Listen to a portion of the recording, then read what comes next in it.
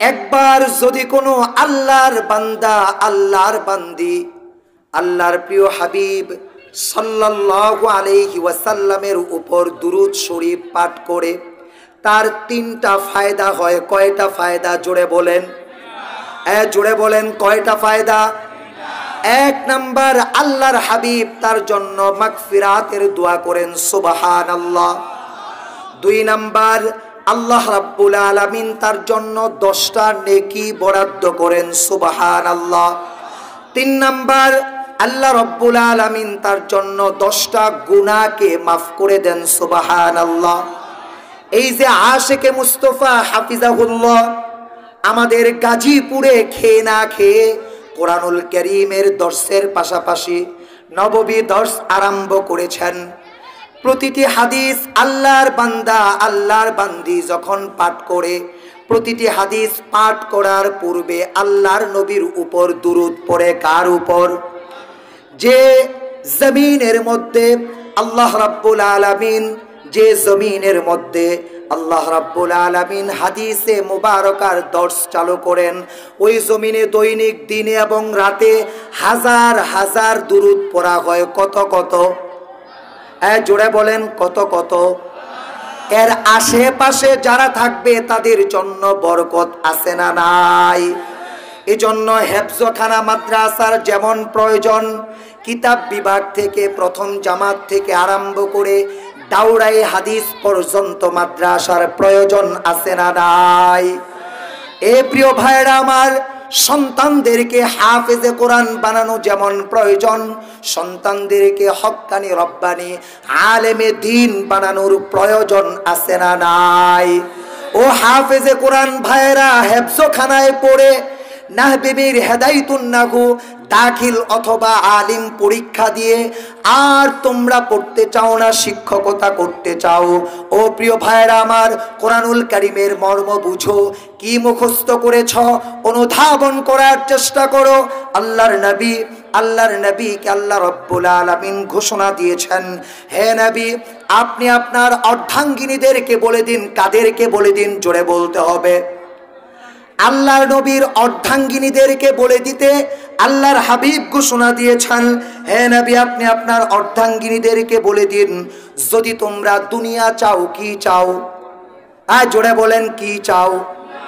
যদি তোমরা দুনিয়া চাও এবং দুনিয়ার ভোগ সম্ভার শোভা সৌন্দর্য চাও, তাহলে মনে রেখো, আসো তোমরা কে কে শুধু দুনিয়া চাও, কে কে শুধু দুনিয়ার ভোগ সম্ভার শোভা সৌন্দর্য চাও, তোমরা আমার কাছে আসো। আমি তোমাদেরকে তালাক দিয়ে দিব, ভোগ সম্ভার আমি তোমাদেরকে দিব। দুনিয়ার সৌন্দর্য উপভোগ করতে যা যা সম্পদের প্রয়োজন মনে হয়, যে পরিমাণ সম্পদের প্রয়োজন মনে হয়, ওই পরিমাণ সম্পদ আমি তোমাদেরকে দান করব।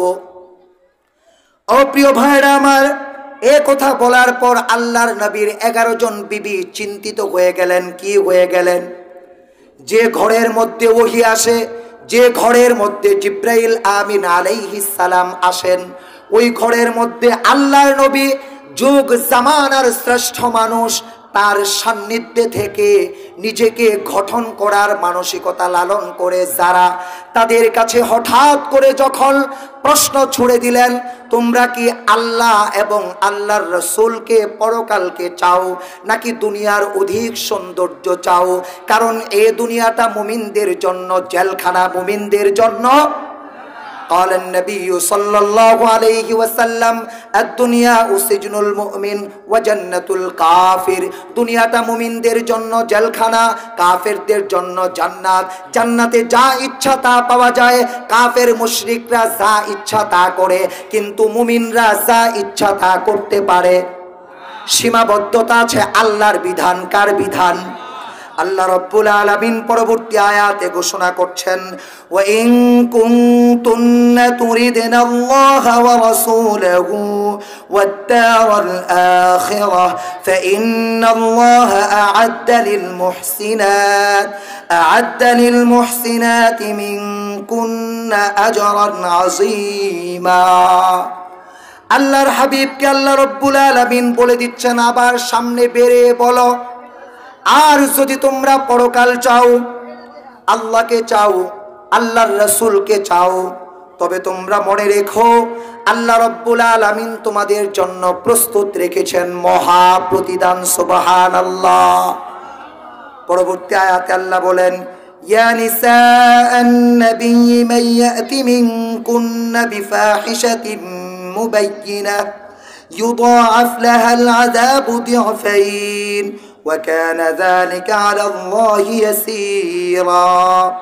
হে নবীর অর্ধাঙ্গিনীগণ, যে ঘরের মধ্যে ওহী আসে, যে ঘরের মধ্যে নবীজি অবস্থান করেন, ওই ঘরে অবস্থান করে যদি তোমরা অন্যায় করো, অপরাধ করো, তাহলে তোমাদের শাস্তি হবে দ্বিগুণ।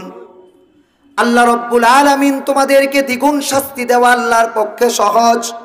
وَمَن يَقْنُتُ مِنكُنَّ لِلَّهِ وَرَسُولِهِ وَتَعْمَلْ صَالِحًا نُؤْتِهَا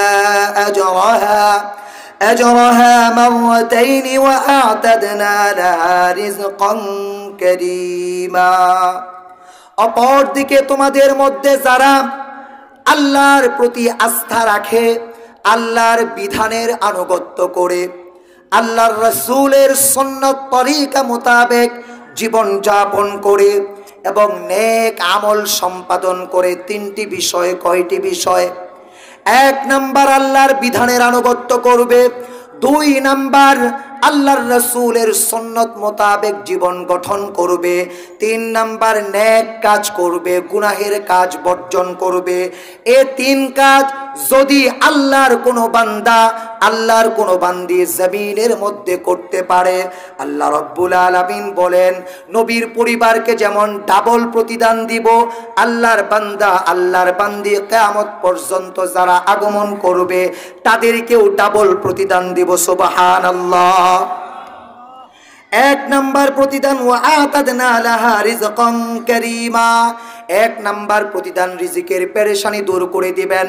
সকাল থেকে সন্ধ্যা পর্যন্ত কেউ মাঠে ঘাটে খাটে, কেউ বাজারে খাটে, কেউ ফ্যাক্টরিতে খাটে, কেউ শিক্ষা প্রতিষ্ঠানে খাটে, সময় ব্যয় করে। কেন করে? রিজিকের অভাবকে দূর করার জন্য, পর্যাপ্ত পরিমাণ মনতুষ্টিকর, মনোমুগ্ধকর, সুরুচি সম্পন্ন রিজিক গ্রহণ করার জন্য দিন রাত অবিরাম পরিশ্রম করে, মাথার ঘাম পায়ে ফেলে রিজিকের অনুসন্ধানের জন্য।